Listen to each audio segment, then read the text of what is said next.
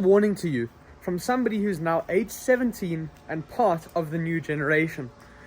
Kids my age and teenagers are not going to yet be on the internet. Yes, a few have started, I'm one of them, but majority haven't yet discovered the internet, haven't yet gone onto YouTube or TikTok to change the culture. But I'm warning you, because I grew up watching YouTube videos and kind of forgetting about books, forgetting about DVDs, and I actually became one of the world's first internet kids. Now, what does that even mean? Back in the day, let's say from 2010 before, everybody grew up as part of a community. People were very close with friends at school, and maybe they went to university all together as a group, as a cohort. And so what would happen was families would grow up together, friends would become closer over the years, and maybe by the age of 17, 20, 25, 30, they would start their families together, send their kids to the same school, and kind of repeat the cycle that was already in place, let's say from the 1950s till the early 2000s. But then something happened. The internet came, and it wasn't just like a DVD or moving from a little cassette tape to a DVD. This was a way that humans could connect without ever having to leave their homes. Think of the difference between you having to go to a restaurant and now clicking a button on Uber Eats and it comes right to your doorstep. That's what happened when the internet came around. No longer were social interactions needed to get information. And back in the day when people used to meet, they would meet at libraries, they would smoke together, at a coffee shop, they would play backgammon, play different board games, see each other on the weekends, ride bicycles, and it wasn't just to be social, to spend time with one another. It was to share one's own views, political views, social views, something that they had learned. It was sharing information, mainly. That was the reason and the root, motivation for social connection. But ever since the internet came about, from the 2010 to 2025 as we are now, it's only evolved to a rapid pace where information can be found and information is shared through the internet. And now what does that mean?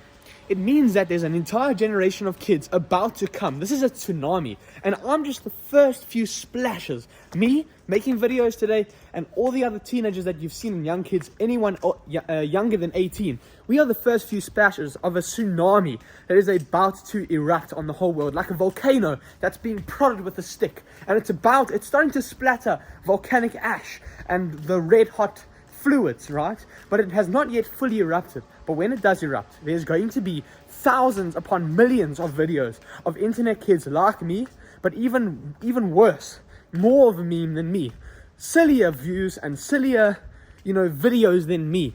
Yes, to a point now, yes, I've made a fool of myself, but it's for comedic effect, and if you laugh, great. But what's going to happen is this whole entire generation of a swath of internet kids are going to come as uneducated, loser, fatter than me, internet kids. And that is going to bring with it a new set of challenges, and it's going to change the culture, because right now the internet is dominated by content creators. Let's just say PewDiePie is even old now. He's almost irrelevant. I don't want to say that, but he's old now. He's too old for my generation. He's actually not relating to us. So the internet is full of these people who are aged, let's say 14 to 20, and it's mostly represented, if you look at what videos you watch, by people aged 20 to 30. So what happens when they get too old, when their viewership, grows up, and then we have a new birth of kids like me who used to watch, now becoming content creators? What's going to happen to the quality of content? Is the content going to be, life-changing and sharing information like I aim to do, and, have a discussion with you? Or is it just going to be brain rot content that they were exposed to in the last 10 years? You see, when YouTube first started, let's say we look at Mr. Beast. He started making videos 10 years ago.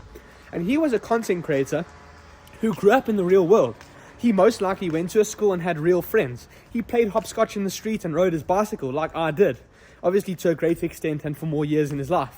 So when he made YouTube videos, yes, they were fun and comedic challenges, but they were inspired by his real life social experiences. And so when he said something that he wanted to teach us, or he told us about working hard, let's just say he did, or I'm just using Mr. Beast or Casey Neistat, even any of them, PewDiePie, they were giving us lessons from a life that was worth living, from a life lived in the real world with the world's own challenges.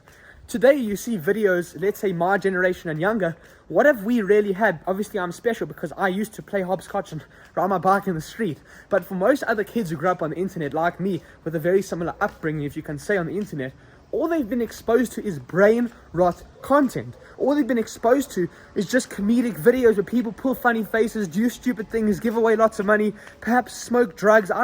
Not smoke drugs, that's actually not allowed on YouTube. But silly, stupid things like finding gold diggers or driving my Lamborghini through Las Vegas or gambling at a casino. That is what my generation have been exposed to day in, day out. And short form content only accelerated the rate of brain rot content and real legitimate brain rot. When I first started watching YouTube, it was basically long form videos like this, barely edited at all, no thumbnails, no fancy gimmicks to keep people watching for the whole video, for instance.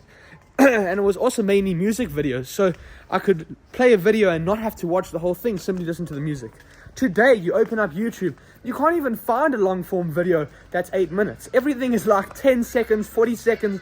I want you to do a test after you watch this, and when we're done having our discussion here, I want you to search anything. How to build a tree house, how to run 15 kilometers, doesn't matter, search whatever you want. How to go camping or make a fire, how to make $1 million. And when you search that video on YouTube, see what the first 5 results are. Most of them are going to be short form content. The world is accelerating at a rapid pace, and I'm warning you about what is yet to come. It's going to shock you, because I already know it's about to start, because I'm leading the path of brain rot content, let's just say, or young kids who are now becoming content creators. It's only going to get worse within the next 3 to 5 years.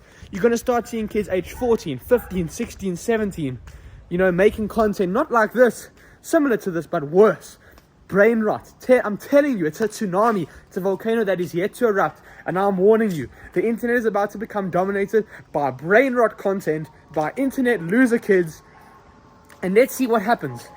It used to be, right, that people would make videos and teach you how to do something, how to do a backflip on a trampoline, let's say, how to do this, how to do that, how to, as I said, like tutorial videos. Do you not remember that? How to build loom bands and whatever.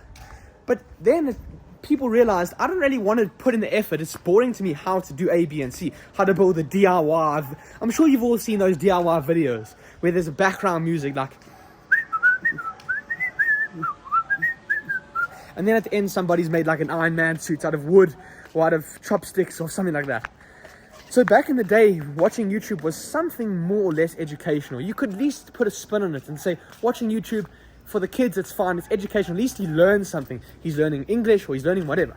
But today, and it's just going to get worse. It's just going to get worse when the incentive is there on part of creators to create engaging content. Not making a video like this where I want to actually open your mind and share with you a real fear of mine as a YouTube creator. No, the incentive is to make videos that get views, that gets watch hours so that the creator makes money. And unfortunately, in order to do that, the videos have very, very captivating titles and thumbnails. The scenes change every 10 seconds, and there's nothing you can learn when the scene changes every 10 seconds. How can I teach you how to buy a property when the scene is changing every 10 seconds? Now I'm here, now I'm there, now I'm in London, in UK, in United States. It doesn't make any sense. I saw this crazy video. A guy compared different first-class flights, Air France and, Lufthansa and all the Lithuanian airlines, etc. And the video changed every minute he was on a different first-class flight. How can that be beneficial to anyone? Imagine you're having a conversation, and after 30 seconds, okay, let's talk about the weather. After 30 seconds, let's talk about what shoes I'm wearing. After 30 seconds, let's talk about how I'm going to do Bitcoin. After 30 seconds, let's talk about how to clean my pool. After 30 seconds, let's talk about how to build a house and then make a fire and then go camping and then plant a tree. And it's just ridiculous. There's no way to get anywhere when the topic changes every 5, 10, 15, 20 seconds. So, I hope that opens your eyes, and I'm just warning you, and I hope you also feel the fear too about the brain rot kids, about my generation and younger, who are going to become the creators of tomorrow, and that's going to just educate the next generation. So if we buggered up and stuffed up, the next generation sure as hell are going to be completely messed up and backwards. Unlucky for them, but at least we can enjoy the beautiful skies, and don't allow yourself to be too messed up in the head. Don't go too crazy.